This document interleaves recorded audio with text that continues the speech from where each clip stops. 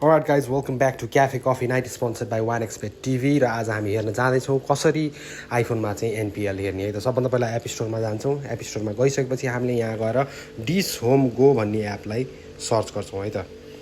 यो dish Home go को app download गर्नुपर्छ। यो माई डिस होम होइन, तलपट्टि डिस होम गो भन्ने छ, यसलाई हामीले डाउनलोड गर्ने हो।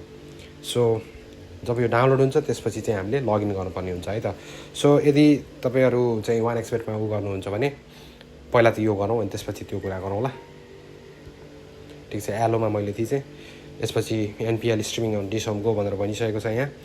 अनि यहाँ मैले कन्टिन्यूमा थिच्छु अनि त्यसपछि गरेटमा थिचिसकेपछि यो अब लोड भयो। मोरमा जान्छु, त्यसपछि म यहाँ लगइनमा थिच्छु। लगइन गर्दाखेरि मैले जीमेलसँग लगइन गर्छु है त। लगइन विथ जीमेल गरेर यो मैले मेरो जीमेल एकाउन्ट युज गरेर मैले यसमा लगइन गर्छु। अब साइन इन मैले जीमेलबाट गरिसकेपछि कन्टिन्यूमा थिच्छु यहाँ र यसले मलाई लगइन गर्छ। लगइन गरिसकेपछि अब लगइन गरेपछि मात्र मैले यो म्याचहरु चाहिँ आनन्दले हेर्न मिल्छ है त।